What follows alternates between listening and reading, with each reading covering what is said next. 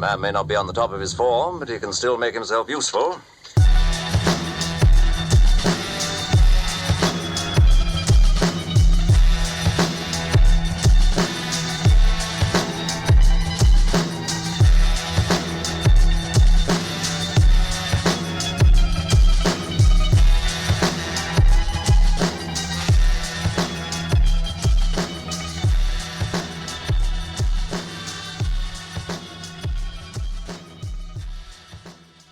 This is episode 16. This is with Matt Morris. Matt is the senior pastor of Cornerstone Community Church in Louisville, Kentucky.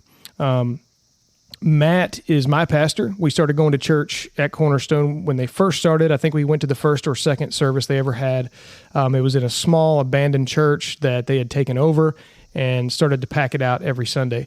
In that time to now, Cornerstone has been one of the fastest growing churches in the Louisville area. And numbers aren't everything, but it speaks to God blessing that church and blessing Matt and blessing the leadership that he has brought into that church. And so I wanted to give him an opportunity to come in on the show. And, I've heard his story from the pulpit when he's preaching. I've gotten to hear it multiple times, but our audience hasn't. And so I wanted to give him an opportunity to get in front of our audience and share that with them and share the story really of how God has come through on multiple occasions. And so I hope that you get a blessing from hearing that in this episode and that you get to know Matt a little bit more than you would on stage. Now, here's the thing about Matt. He's probably one of the most genuine people that I've ever met. I have talked with him multiple times when he's not preaching. I had lunch with him on multiple occasions, and he is the same guy every time. He really has a heart for God. He has a heart for people, and he is very genuine. So if you know him, what he sounds like on stage is exactly what he sounds like on the camera here. And so, but just an incredible story of how God can bless a church and bless the people in it and bless the leadership there. And so the hope is that you'll get to hear his journey from the beginning. He says he's good at two things, playing basketball and preaching. I can't speak to his basketball career. I do know that he coached under Rick Pitino at the University of Louisville.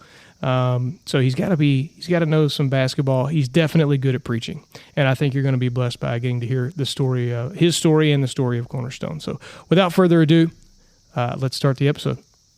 Matt, I am so grateful you came on, man. Yeah, man, it's good to be here. Thanks for the invite. Yeah, we had a Cornerstone guy on, Chad, a few episodes ago, and the Chad Life. The Chad Life. Oh yeah, yeah, he came on. I didn't realize how many followers he's They gotten. just released a top 10 influencers in the city of Louisville. I don't know if you saw that, but he was number 5, right behind Donovan Mitchell. So really, I said, man, I think you've made it now. Yeah, we've had two of them on. We had Tom Mabe on. Oh yeah, which was he's an interesting guy. Because there's some connection there. Yeah. Tom's guy was kind of the one that told Chad about, hey man, here's kind of the formula. Yeah, he coached him up. Yeah, because Chad came to me and was like, hey man, I'm gonna start doing this social media, and I was like, well, man, go for it.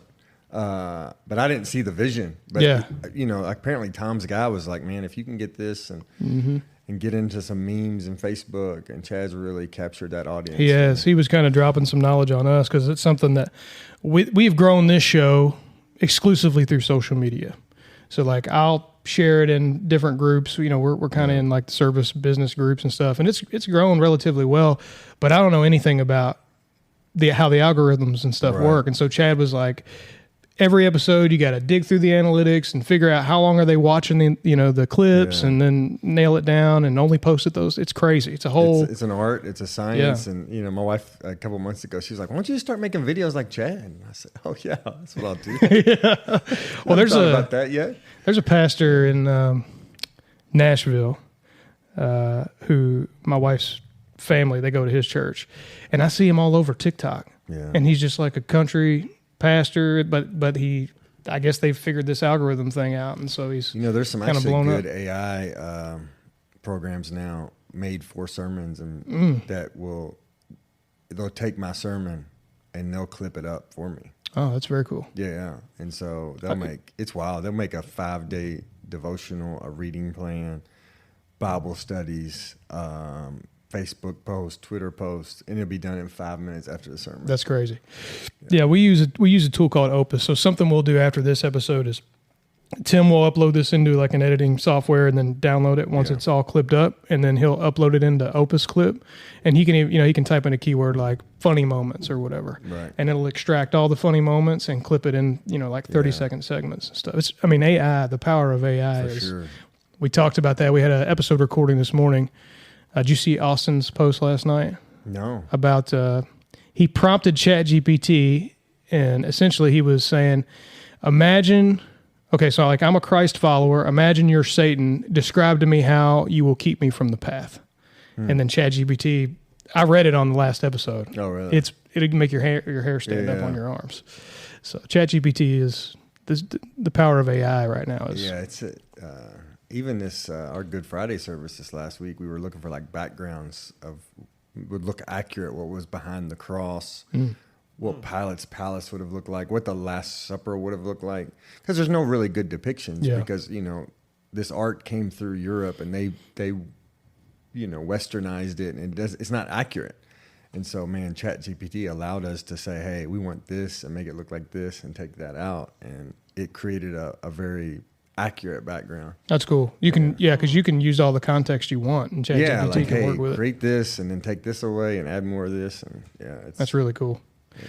One of my favorite things to do when it first came out was, did you ever see those ones where it was like, make a kid a Louisville Cardinal fan, and then you could keep saying more Louisville, and then they would just get like, they would turn into these huge giants, and eventually they'd have like a cardinal head and stuff. I always thought that was fun. And apparently, Jeremy Bell, he's one of our staff members that uses it well, and like you can say it, don't be lazy, basically saying, hey, put a lot more time into this, or like put more effort in your 5 seconds of research. I didn't know you could do that. Yeah, like don't be lazy. Come on, man, don't give me the basic here. Me, so. That's funny.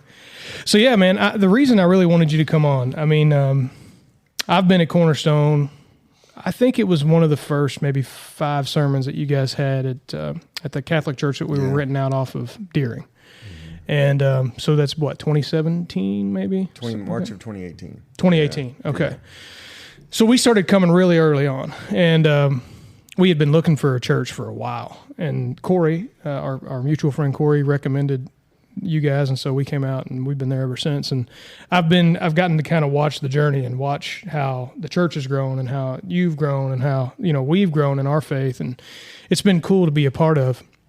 And I know you get to tell the story a lot in your sermons, and kind of where you came from and how you got into pastoring. And I wanted, I know you get that opportunity a lot, but for a new audience to kind of get to share. I've always been curious what it looks like to become a pastor. Like, when does a guy know he's a pastor? Because you come from the same area we grew up in. Right. You had a lot of the same situational stuff going on in your life that we've had going on, and I've seen it in Tim, who you guys can't see on camera. Tim's behind the camera. He's being called into the missionary field right now, and so we get to talk about that a lot. So I've seen it working that way. But being a pastor, what does that look like, man? So where'd you come from, and how did you get into this kind of role? Yeah, so, it's interesting.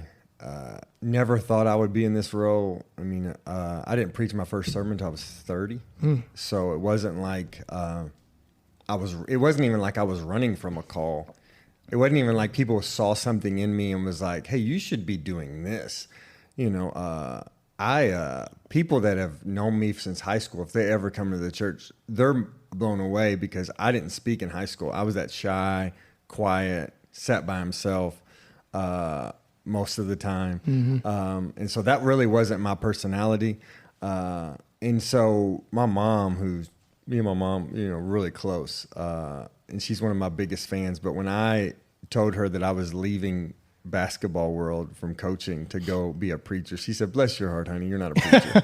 Anytime they say bless your heart, that's not good. You're not a preacher. She said, maybe you should be like a motivational speaker, maybe. But like, even my mom didn't see it. I mean, and so, I was grew up in the south end of Louisville.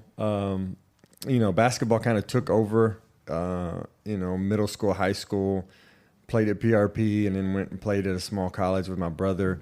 And then really, that was just kind of my world. And so I thought, man, I'm never going to play this professionally. It wasn't good enough, but maybe I'll just coach. Maybe that'll be my future. And so, It was 2001. I just finished my freshman year playing basketball, and Coach Pitino got hired at Louisville. And so I literally wrote a letter, and come find out, Coach wanted some student managers that he could throw into practice. That was kind of his thing. He liked to have a bunch of bodies around. And so as soon as they saw my letter, like, oh, he's already playing college, he wants to come and just learn, they called me. It's actually funny. The head coach of Maryland, Kevin Willard, who he was a big topic this last NCAA tournament. Mm-hmm. Didn't he just got move hired on? at Villanova. Yeah. He called me and goes, you don't want to do this. Keep playing until they won't let you play anymore. And I was like, I think I want to do this. And so he tried to talk me out of it, but I came anyway. So this is pre-transfer rule, so like you couldn't have played a couple years and then transferred out somewhere. Well, I was basically giving up basketball to just hand out water to say, hey, this is the path to coaching now is let me learn under him and hopefully get a job. And it was actually Kevin, after I got done, Kevin told Coach to hire me. I'll never forget, it was Derby Day, and I was walking through the office, and Coach said, hey, Matt, you got the job. And I didn't even know what job he was talking about. And so, yeah. Pitino said this, yeah. I can see it. I just said thanks. I didn't know what he was talking about. But he don't ask you any questions. no, just say, I'll be there. Thanks, Coach. Yeah. And so, man, started doing basketball. I already knew it was wild, but I knew I've never enjoyed coaching basketball. I love playing basketball. I love watching basketball. I don't enjoy teaching it. And I think some of it I'll blame on Coach Pitino in a sense of the way he's wired and the way he's wired me as a basketball mind is all we see is the mistakes. So when I watch a basketball game, I can tell you whose fault it is every time someone scores. And so all I see is the negative. And so for me, it was always a very frustrating experience. Took the joy out of the game. Yeah, like because I'm just and so it's like when I watch war movies. I can't do them. Yeah, It drives me crazy. So his superpower is that he can watch a play live, and he can tell you whose fault it is. He holds you instantly accountable. That's why he's so amazing, because you're instantly held accountable. He doesn't have to go back and watch the film. And so if you don't rotate or take a charge, you're coming out. And so that's what made him so great. And then he kind of wired everybody around him to be like that. And so for me, basketball is just all I see is the negative. And so I was like, man, I don't really enjoy this. I love being around the guys. I love the camaraderie. And so probably even at that point when I just got hired full time, I was like, this ain't forever. This is a job. It's a great job. People would kill to be in my position. Yeah. So let me keep running with it. Let me work hard. But I knew even at that point, like, this isn't what I want to do for the rest of my life. Because it was never fun, you know. And what's the end game? I mean, you might make a lot of money, but these coaches, man, they're constantly on the road. I've never seen one. I've heard rumors of some guys that could do it, but I've never seen one any work-life balance. And so I was single, didn't have kids, so I could do that. You know, but at the same time, I was like, man, I can't do this forever. Right. And so, man, probably 8 years of, Lord, what's next? 8 years of, Lord, please open a door. 8 years of, I don't want to do this anymore. And one real quick shift, God, I used to whine and complain to God a lot about having this amazing job that everybody wanted. But I would say, Lord, I don't want to be here. I don't want to coach. Why do you have me here? And finally he was like, maybe I don't have you here for you. Like, maybe I've got you here for the Peyton Siva and the Jared Swapshire and the Russ Smith, and maybe I've got you here for a ministry. Yeah. And man, that was an amazing shift, because it wasn't about me anymore, and I could look around and be like, all right, well, why am I here? Oh, he needs me, you know. And so it became this ministry, and even Coach Pitino picked up on that, which was neat. And so that kind of shifted. I was at least content because I knew I had a purpose there. Right. Still wasn't the future. Still was never going to bring me joy, but there was a purpose in that time. Yeah, so, you weren't just like spinning your wheels hoping something came out. And so I still didn't enjoy it, but I knew I was there for a reason. And so, man, just kind of kept praying, Lord, what would it be? What would it be? I was thinking, all right, I have this basketball knowledge, but how do I use that for the kingdom? And so I was thinking basketball ministry. And so I tried to go to the Philippines and do basketball ministry. I tried to go to Palestine. Play ball in the Philippines like that? Yeah. Philippines, huge basketball place. They're not very tall, but they play. Yeah, They're tough. I mean, that's kind of the first thing that popped in my mind. We've got some people in the Philippines that work for us. So. Yeah, so basketball's big. I'm a giant in the Philippines. Right, yeah. You know? But then tried to go to Palestine and do basketball ministry, and God just kept closing doors. And I thought, man, what in the world? And it was about that time, and I couldn't even tell you how. There was God put on my heart like church planting. I ended up going to Israel by myself. You know, I was late 20s. You know, no kids, nothing tying me down, and I always wanted to go to Israel. And, and so Larry O'Bannon, a former player of mine from Louisville, he works at the university now. I called him and I said, "Hey man, if I come over, can I stay at your place?" He was playing professionally over there. He's like, "Yeah, come on." So he's playing overseas in Israel. Yeah, he's playing in Israel at the time, and so cool. I just took a flight, rented a car. You know, I was lost the whole time. Because there's no signs, because by law in Israel, you have to have a tour guide, an Israeli tour guide. So they don't have a lot of signs up. So when you're by yourself, I mean, you know, I can't imagine that. I can't imagine going with a group. Yeah, one of the instructions was to get where David fought Goliath was like, go down this road and turn at the big tree. So I'm in Israel, staying with Larry, lost. But it was there. I went over there with the purpose of like, Lord, show me what's next. This ain't it. Coaching isn't it. What's my future? And so I struggle to share this kind of I heard from God moments. I always think you should be weary, kind of a little bit leery of people when like God told me this. You can get real Greg Locke. Yeah. You got to be very, very careful with that. You know, I was seeking the Lord, and I went to this one place, Beth Shemesh, where the Ark of the Covenant had sat on this rock when it came back from the Philistines, and I had gone there and prayed and. Lord, I was stubborn. I'm not going to leave her till you told me, and I just got nothing but a sunburn. But, you know, I kind of went back, and I really do felt that I got some clarity that day. I didn't hear an audible voice or anything, but I felt like I got some clarity that I needed to come back to the south end of Louisville. And I fought against that because I was under this very immature thinking of I needed to go across the ocean to be a missionary. You know, that was where the glory was, you know, kind of like foolishly, like where, you know, and a lot of people are called there, man. And that's where God wants them. Right. And I was thinking it was, I have to go there. That's where, and then God was like, no, I want you to go back where you grew up. And I always make the joke. I was like, come on, Lord, they don't even have a Chick-fil-A over there yet. You know? Well, they definitely don't have one in Uganda. Right, you know? Like, what are we doing here? And so they got good chicken there, though, for sure. Yeah. And so really that led to like church planting, which was so strange. I didn't tell anybody about it because I hadn't preached a sermon. Again, people would have laughed at that. I hadn't. And so I got back a few months later. I'm at Valley View, the church I grew up in. I didn't get to go to church much because I worked, 7 days a week most of the year. But when I was there, I was standing outside and like outside the sanctuary, kind of looking in, and one of the elders there was like, one of the staff members was stepping down, taking a new job, and he stood next to me. He goes, "Hey, would you like that job?" And I laughed at him. I said, "No."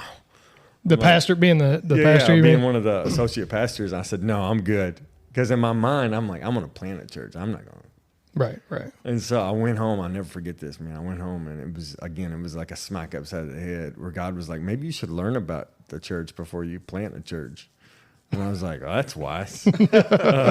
You know what? Good idea. So I called the guy back, and I said, hey, were you serious this morning? Because I'd like to have a conversation. And so that led to about a year's worth of conversation. Again, they hired me with no experience, no Bible seminary, anything.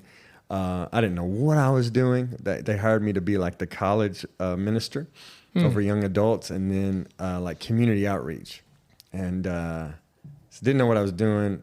Went in first day and was like, let's just figure this out. And that's cool. Like one of the first Wednesdays, Pastor Joel, who I call my pastor, he's down in Alabama now, where he grew up, but he said, you're preaching this Wednesday night.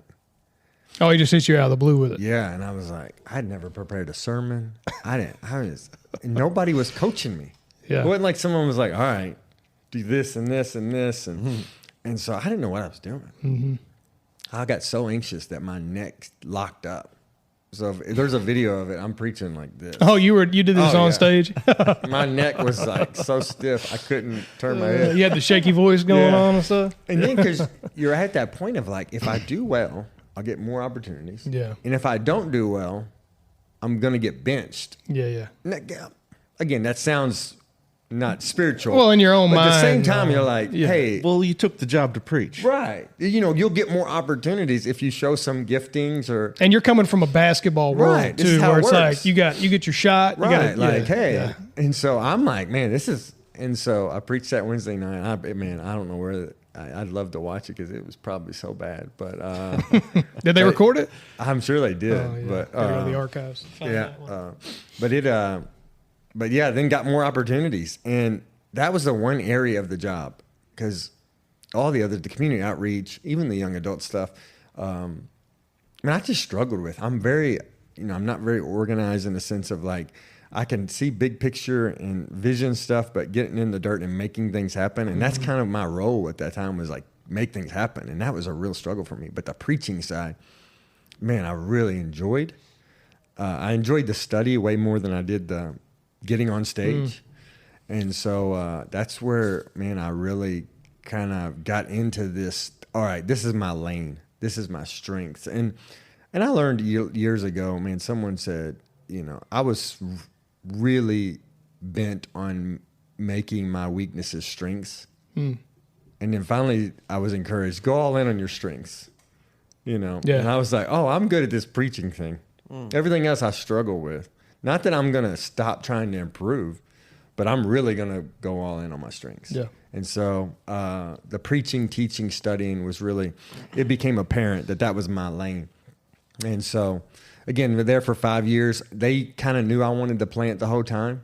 Again, I always kept that like, hey, I want to plant a church. Right. Yeah, you weren't trying to like get info No. and then yeah. I loved being there because I was where I grew up. Everybody knew me since, or people there changed my diapers. But at the same time, I knew I wanted to plant. And so 5 years in, God just revealed, hey, this is time.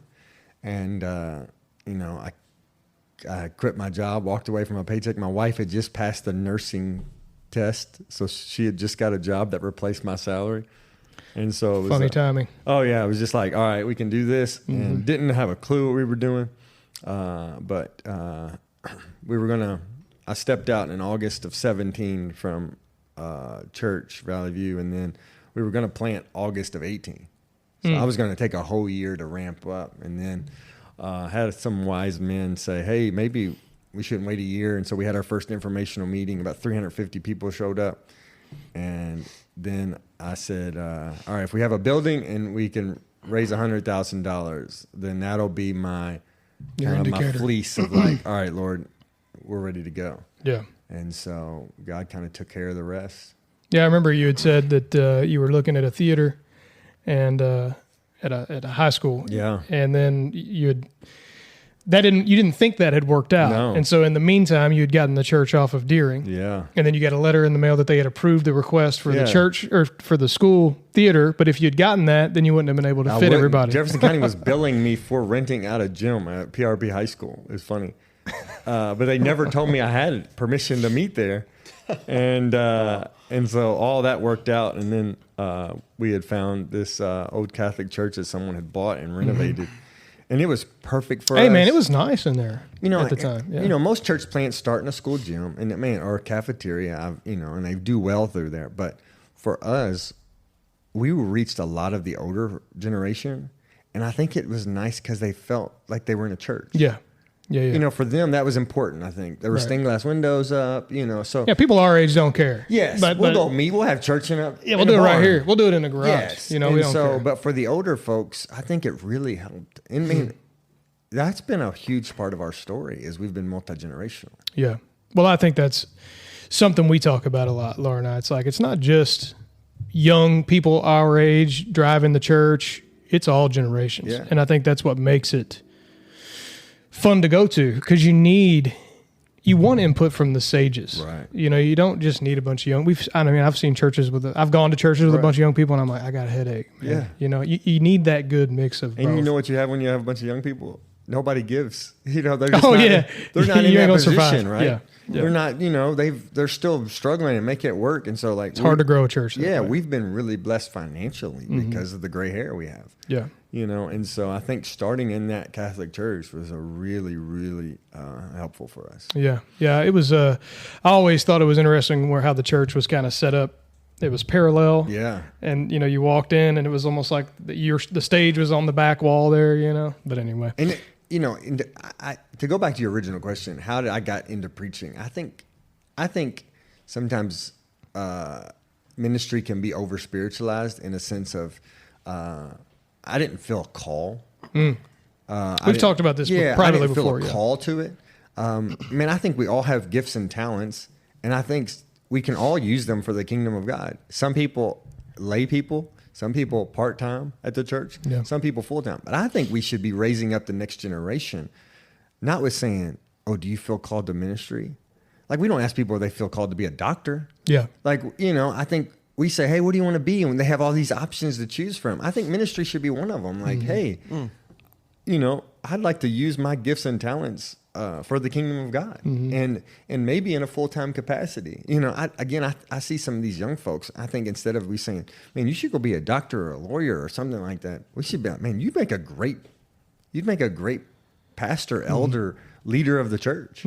I think sometimes, again, it can be over spiritualized of like you have to have some type of moment from God where he splits on the Mount sky. Sinai. And he calls you, and I'm like, I didn't have that.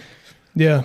No, I like that a lot. So if you can get the young people to realize, like, you don't have to go out into the world and pursue all these other jobs like a doctor or a lawyer or whatever. You can just be in ministry. And when you're young, like college age, that's the perfect time to start. Yeah. Like before your life gets set up where it's crazy and you're like, you got bills and all this other stuff going on, you can establish yourself in ministry. Right. And that's like, because then people get to my age and they're like, man, I wish I would have done that. Right. Or that, like, I've started to do missions work and it's like, I don't want to do anything else. Right. Yeah. I wish I would have set my life up so where I would have just been doing this the whole time. And the truth is, man, you can go be a doctor and use that for the kingdom of God. But like, I think we've got to retrain them to like, hey, there's a church in North Carolina. They do a great job of this. They try to send all their college students out to a church plant or a mission field. And they say, hey, you just graduated college and you have this degree. Like, go do this here with this church plant, or go do this on the mission field. But like, it's a kingdom-minded thing of like, yes, I'm a doctor, but before that, I'm a follower of Jesus. Right. So we've kind of flipped it. Like, oh, your career is your calling, basically. No. Your calling is to grow the kingdom and to make disciples. Your career is, how you basically support and fund that to be able to do those things. And so, like we all have as Christians, we all have the calling of the Great Commission. So we are all called in that sense. That is your calling for everyone, regardless of whatever. If you have the Mount Sinai moment or you don't, you still have that calling on your life. So where are you at in your life where you can take action on that?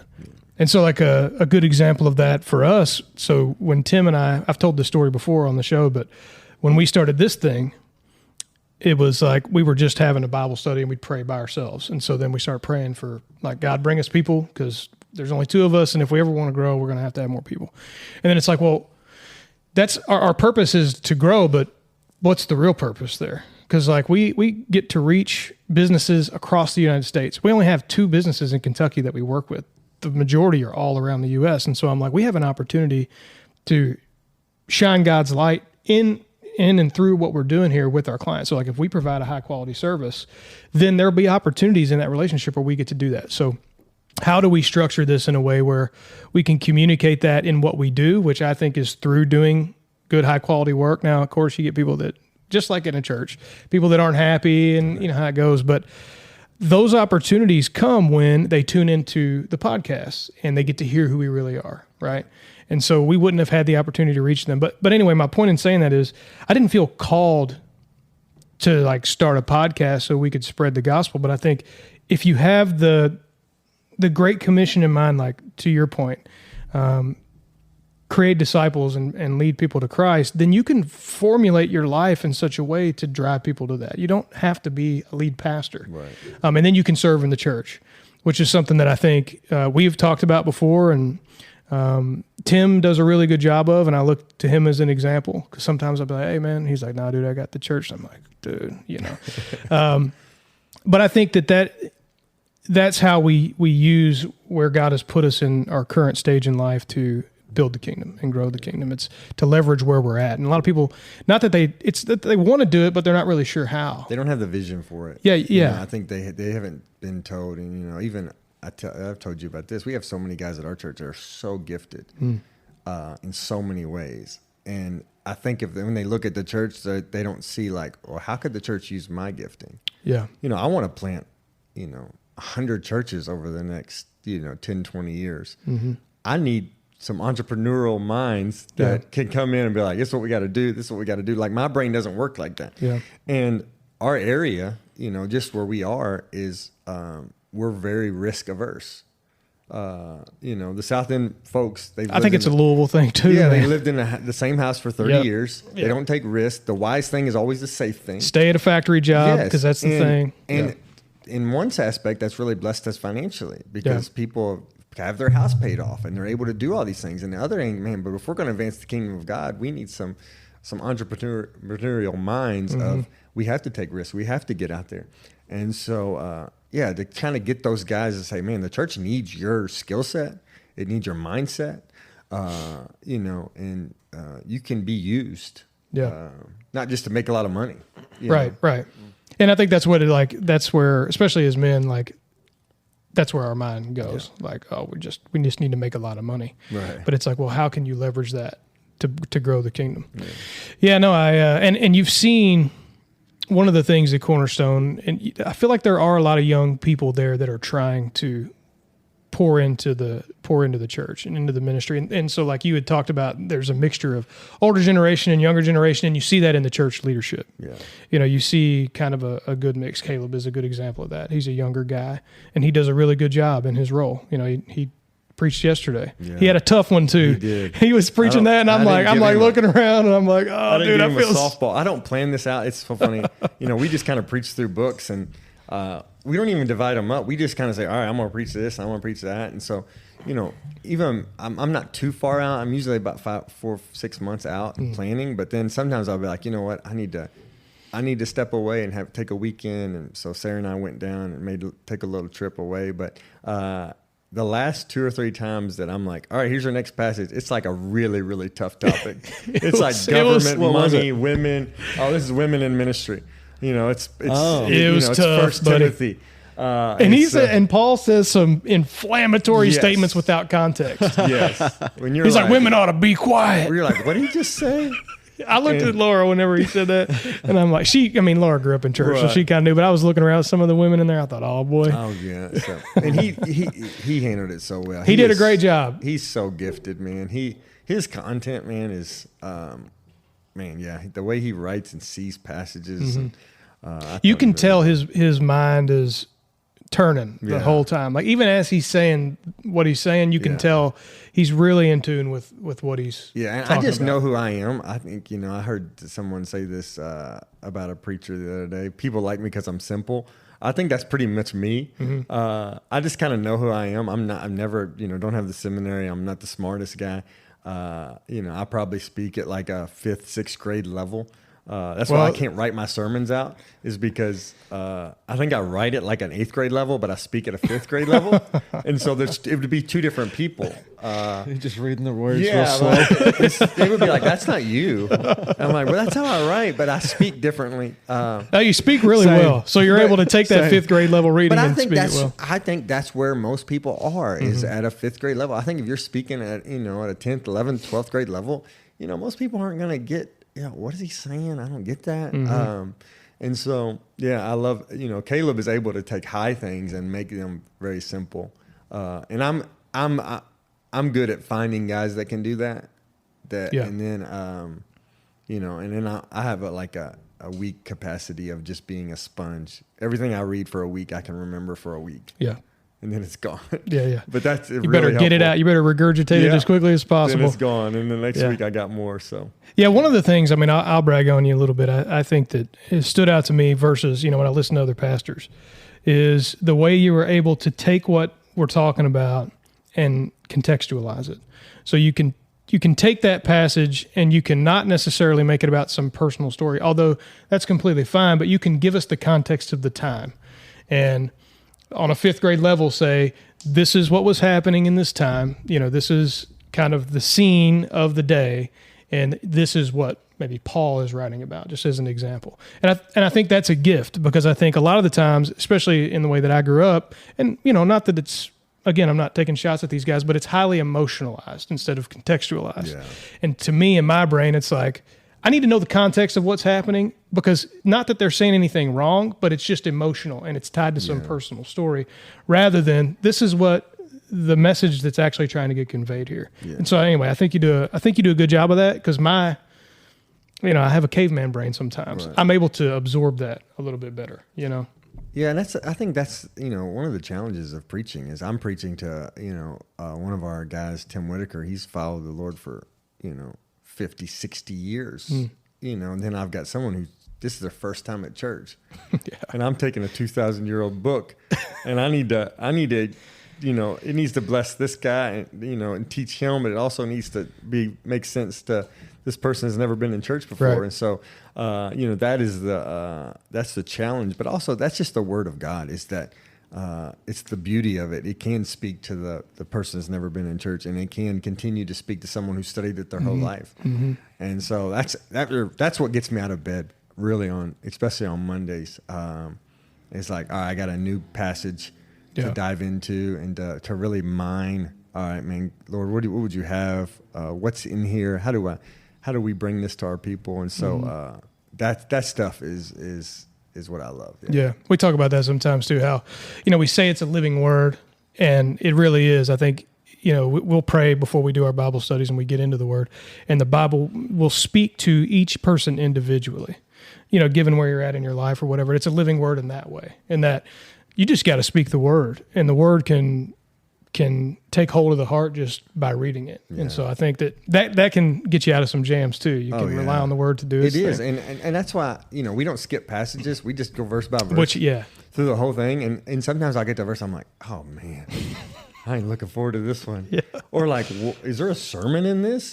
Sometimes I'll be like, and so, but it's amazing. By the end of the week, I'm like, I love this passage. People make fun of me because I'm like, it's one of my favorite passages. You say it 50 times, you're like, well, you sure, man? Yeah. But it's living, it's active, and it's so powerful. We're getting ready to do any two-edged sword. Yeah. We're getting ready to do a deep dive. So we do a Bible study on the show for Corinthians. We're in 1 Corinthians, and we just finished 3. We're going to get into 4, and we do another Bible study off air. And so we had finished John. We did John up until right around Easter. We thought we'd do a gospel, and we were like, what are we going to do next? So like I'm wanting to go Old Testament. I'm thinking Job, Isaiah. Right. Isaiah, they consider it like the 5th gospel in a lot of ways. So I thought it would be cool to go back to Isaiah and see the build up. So everybody wanted something different, and Ryan wanted Revelation. So you've seen the little like spinning wheel apps on your phone where you can. So everybody put their book in there, and we spun. So we got Revelation. Okay. And so we start reading Revelation. Now, Tim's done like a deep study on it, and so he's probably the most well-versed in it. And I'm reading it, and then in the very beginning of Revelation, it says, those who read this aloud will be blessed, and those who are open to hearing it will be blessed. And I'm like, we got to record this thing. Yeah. So we're getting ready to do a big recording on the series of Revelation. And so I went back and watched 2819 guy. Have you started watching him yet? Yeah. Whew. He's gifted. Yeah, he's into it, He's so passionate, and right, yeah, he's that example of, an old preacher once said, just get up there and catch on fire, and people will watch you burn. I mean, he is that guy for real. Yeah, just was like, oh, this guy, he he loves this. He feels this.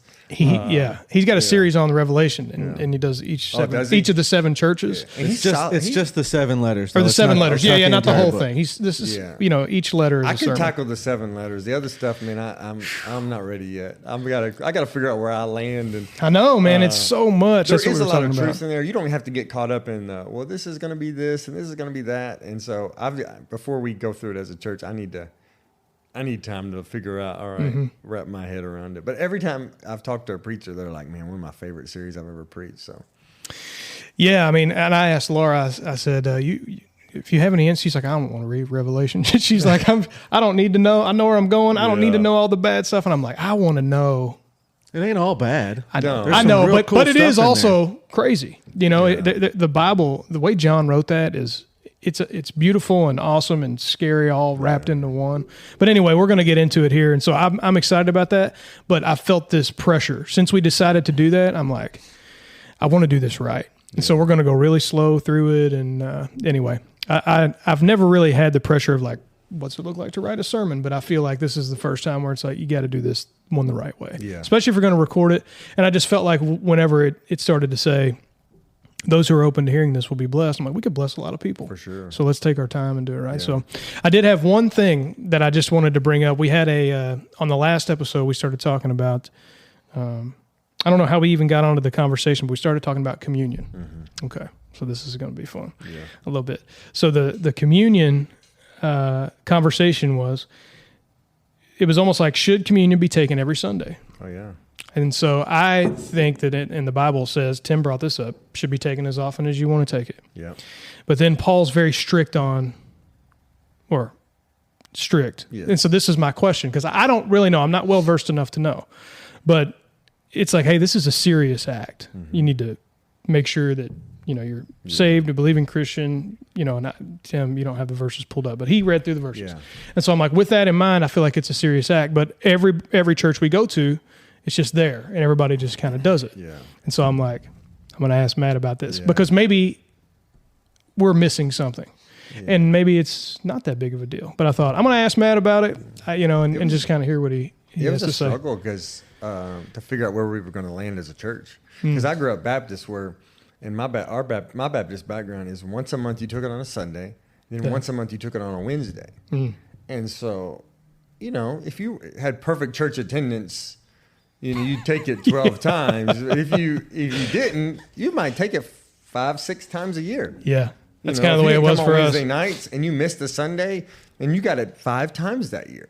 Mm-hmm. And so that was the context I grew up in. Not saying anything's wrong with that. Again, I don't think this is one of those things that is black and white. But that was the thing we said. This is not like a gospel changing thing. It's just one of the church function things that we were curious about. And so when we planted a church, we kind of had to. All right, what are we going to do?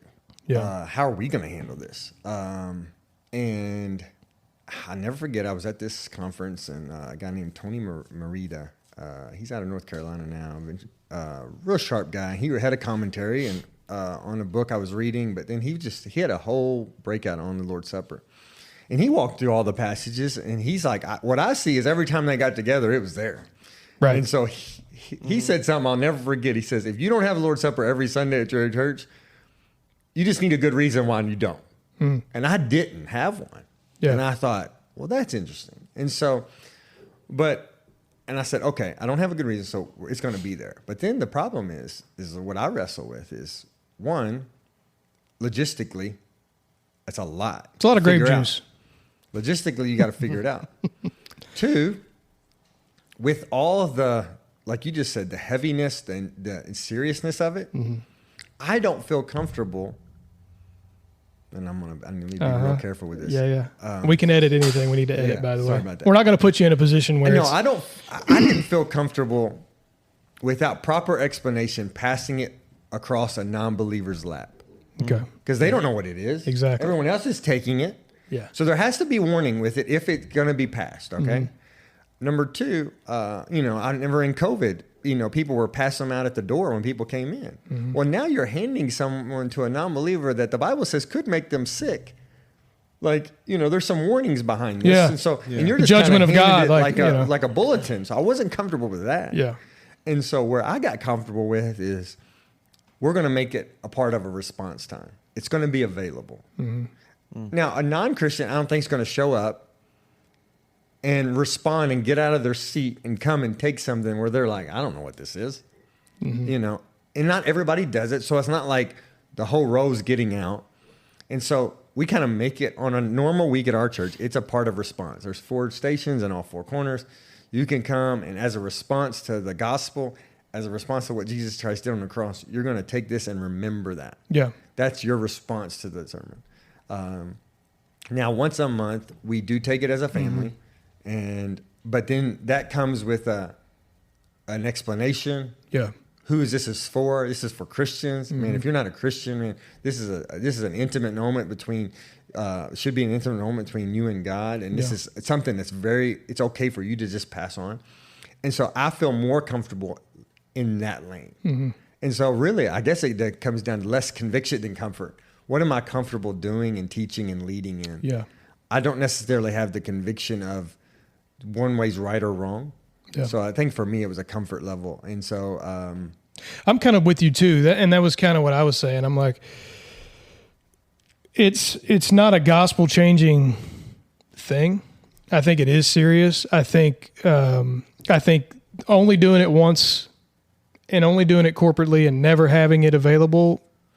You know, the one command Jesus gives in the Last Supper is take this as often as you want in remembrance of me. Yeah. So he's like, take it often.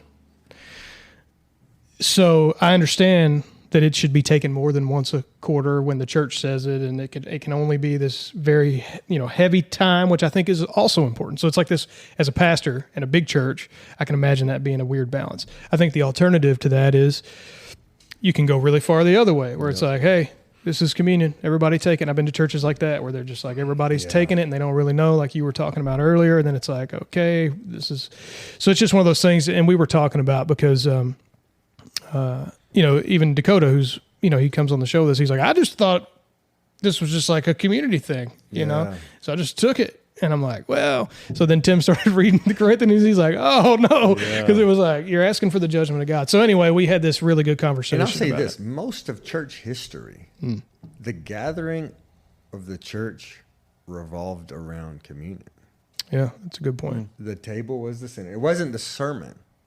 Now, it wasn't. If you go back to church history... Yeah, you're taking this to remember Christ during your gathering. That's why one of the main reasons the church gathered was to take that. Right. That's most of church history. Yeah. So it was like, hey, let's get together because we need to... And remember the cross. Remember this together. Yes, remember what Jesus did for us. That's most of church history.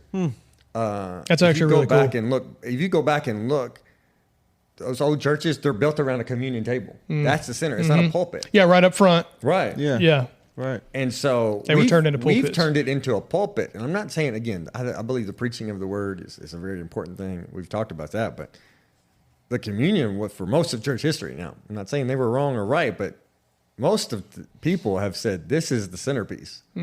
So that's where another reason why I was like, all right, well, if we're going to gather, we're going to do this. Yeah, I mean, I think that's a good point. I do think that there is power in that, having it available for people. And that's what we were talking about. I was like, just as long as the people know the heaviness of it, then I think it should be available, because I grew up in a world where communion was once every now and then, and it was on a Sunday night, and and I'm like, well, that's not really biblical either. So where do you find the balance? And they did that to make it feel more heavy, because it's not all the time. I get that. Yeah. They wanted it to be more they want you to understand the weight of this thing. So I get that. And so again, I see both sides, and where I landed was like, hey, this is what I'm comfortable with. Okay. Yeah. I was just curious where you were at, because we had that conversation. I'm like, well, so people that are listening understand too. Well, we came across it because in 1 Corinthians 11, it's talking about, Paul's writing about that. 1 Corinthians 11:27. Whoever therefore eats the bread or drinks the cup of the Lord in an unworthy manner will be guilty concerning the body and blood of the Lord. Let a person examine himself then, and so eat of the bread and drink of the cup. For anyone who eats and drinks without discerning the body eats and drinks judgment on himself. Yeah. Yeah, and I've recently studied that passage, and I hope I can, where I landed was, I grew up of examining the heart was like, you better be right. Your heart better be right.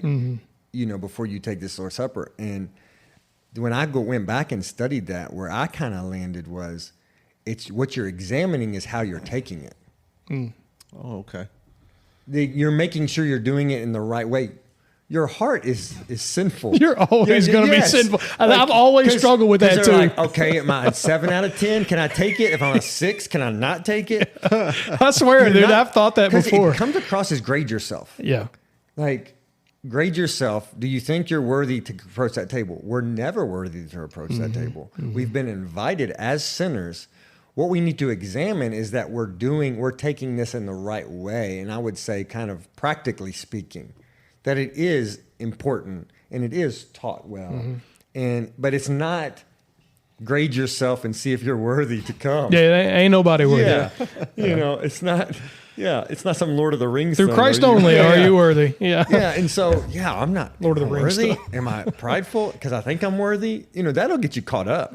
And I don't think it's necessarily like check your heart. I think it's check the way you're doing this. Because I think if you go back in context, I think what was happening is it was getting weird because they were doing some things that were culturally acceptable, but like I vaguely remember a few verses before what I just read. He was talking about how they're gathering and not eating the Lord's Supper, but they're just eating and getting drunk. So I think it was like, hey, make sure you're doing this the right way.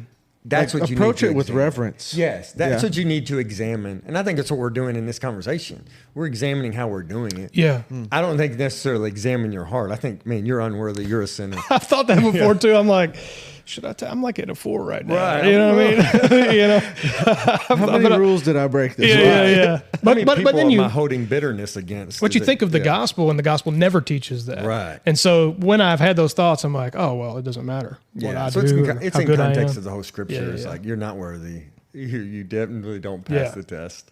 Come to the table. Yeah. Because you're remembering what gets you to the table is the cross. Understand the importance of this and do it well. Yeah. And that's really the message. No, I think that's good. And that's why I wanted to ask, because I knew you have had to have wrestled with that at some point, because, you're bringing a lot of people from a lot of different churches are coming in to Cornerstone over the last, you're still kind of we're not a new church anymore, but I mean, we're under 10 years old. So there's, there's a lot of contention, I'm sure, of different ways you do things and I've stuff. had pushback because we've had to, and this is weird to think about, nobody thinks about this, but our rows in our churches are what I call first class rows. And the reason why they're first class rows is so that people can get up and take the Lord's Supper and not have to step over people. So we could fit more people in our sanctuary and maybe have less services if we didn't have Lord's Supper available every week. I got you. So because you could shorten the rows. Yes, we could move people in. You could at least get 2 chairs probably on each. Yeah, well, no, you could move people in and add a bunch more rows in the back. Oh, I got you. So when we've gotten to space issues, it had to be a conviction because I had to say, no, we're going to keep them spaced That's out what we so said. people can come and take the Lord's Supper, those that want to. Yeah. And so, it's cost us space in the sanctuary. And that's why we had to move to 3 services quicker because that was our conviction of like, no, we want people to be able to respond with the Lord's Supper. That's cool. Yeah, I think God is going to bless that. I think standing on some things that might hurt some people's ego or whatever that's where God's going to come in and say, okay, we're going to fill the room more. Yeah. We're going to bring more people in. We've seen that. Well, anyway, I wanted to end on a contentious moment. Yeah. I know we had a really good conversation. I really wanted to get, at least to have our listeners get to know you. And just a point that as you were talking earlier and you were talking about, going to Israel and having a connection there through when you were at U of L. And you were talking about at U of L, you were praying like, hey, I want to move on from this, open a door for me. And the whole time God used a connection you were making at U of L to be able for you to go to Israel and then find his purpose in Israel. Yeah. And you had no idea. We talk about that a lot, how no matter what moment you're in life, there's something happening. He's always working and you're not going to see it. But he's going to reveal it in time. And that stood out to me when you were like, oh, I knew this dude from U of L, and I got to, had he not put you in that position and gotten you to kind of take a risk and, be on the staff there, that likely would have never been revealed to you. And so no matter what situations we're in, God's always working behind the scenes. And so I don't know, that stood out. The whole conversation, that's the one thing that stood out to me. And man, I'm grateful you came on and shared the story with us. I love talking. So I know you do. That's why I wanted to have you on. Stuff. Yeah, you make it easy on me. Yeah. I have to draw some conversations out of people, and there's a lot of awkward moments where I'm like thinking about what I need. That's why I like to have Tim here, because Tim can interject whenever I don't know what to say. Interviewing people is such a skill. I want to learn to get better, but it takes reps, to know how to lead people and guide people, but also just to pull things out of people and get them comfortable. And but no, this has been great, man. I enjoyed this. Well, thanks for coming. Yeah, we got a Lou Ott, former MLB player, coming on right after you, so I'm looking forward to that. I hope he's a good interviewer. If he's not, I'm going to give him a bunch of crap because I'm expecting him to be. So surely he's done a news interview or two. So, well, Matt, thanks so much for coming on, man. Guys, if you enjoyed this episode, please share this episode with someone that you know. Subscribe to our channel on YouTube. Give us a like on social media. Go check out Cornerstone Community Church. If you're listening from Louisville and you need a church home, go check out Cornerstone Community Church. What is the address, Matt? We are in the corner of Lower River Road and Greenbelt. Greenbelt Highway. Take it all the way to the end. You'll see the big church. Right by Mike Lenning's. Yep. Guys, thanks so much. We'll see you on the next episode.